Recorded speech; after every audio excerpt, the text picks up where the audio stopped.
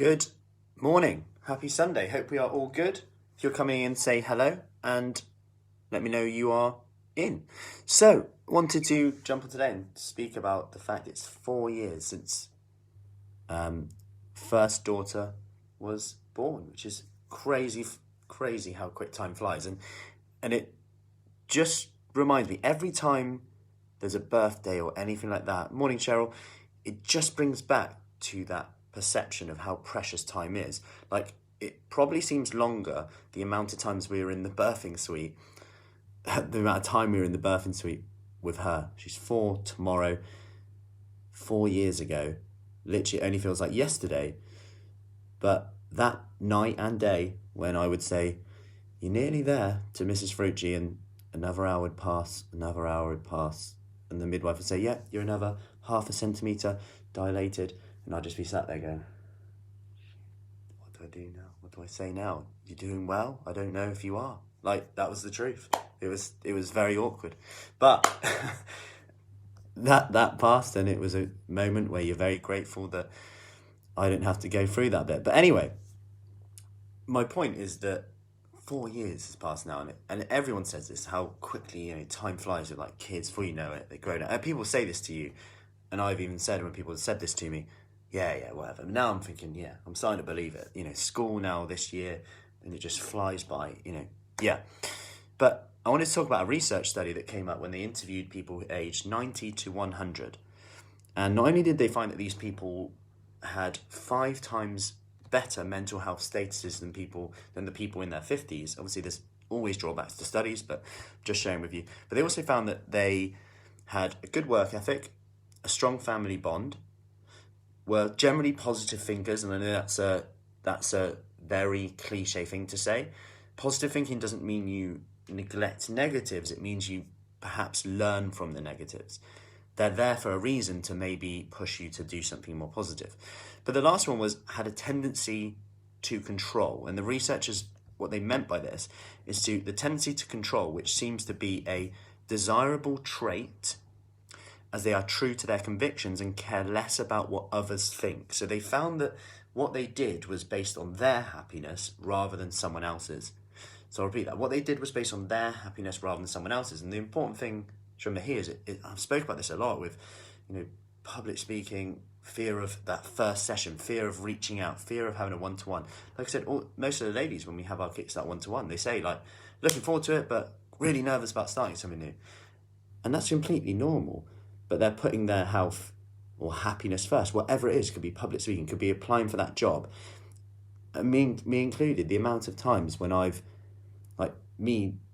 you like me, have probably said, yeah, I really want to do that, but there's that fear and anxiety in the way that stops us doing something, because when you dig deep down, it's probably a fear of looking silly, fear of failure, when actual fact, who actually cares if you fail?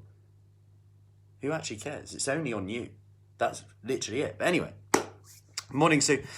And on this tendency to control, if you think about most of the things that most people would be talking about now and how much energy they focus there, me included, I'm guilty of this too, the weather, Brexit, lockdowns, COVID, it's hard not to focus on it. Of course, roadworks, email, car broken down, all these things that we do. Now, the thing is, this, like I said, this takes up a lot of energy, an energy that could be spent on ourselves, on our own energy levels, on our own happiness, on our own development, on doing things that maybe are a bit scary, but it seems more comfortable not to. But the important thing to remember is that your body doesn't really care where you exercise, where you do it, what you do.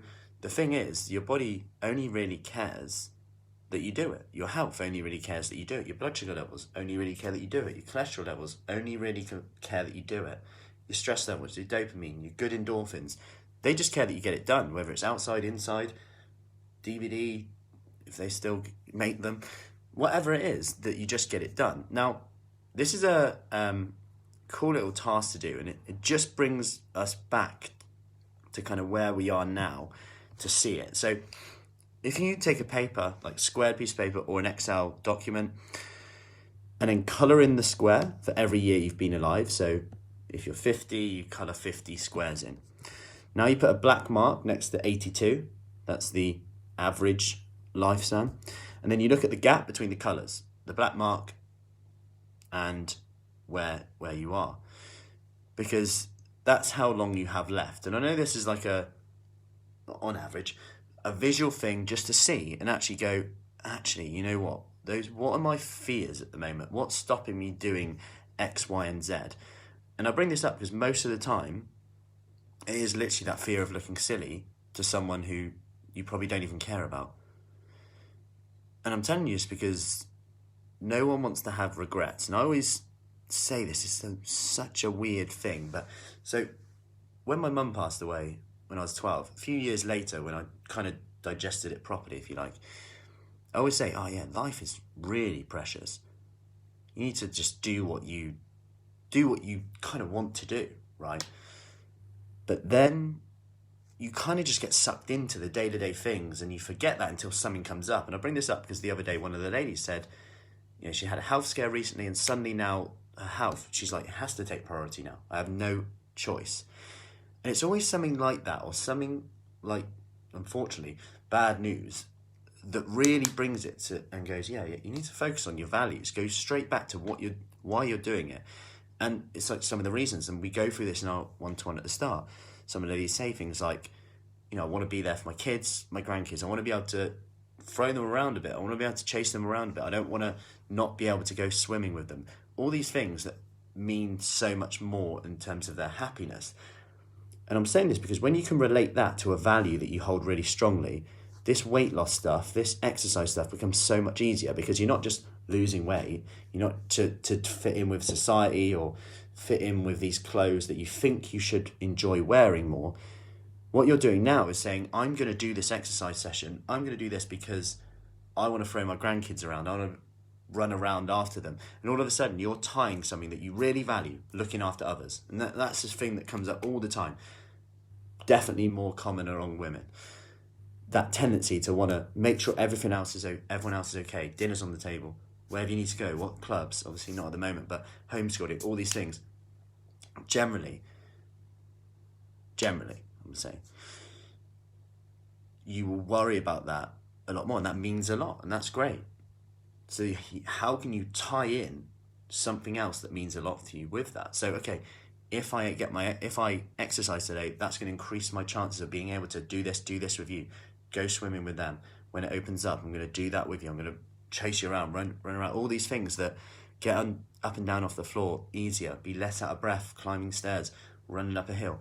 Whatever it is, you relate it to something that really means something to you. Then it becomes easier to do.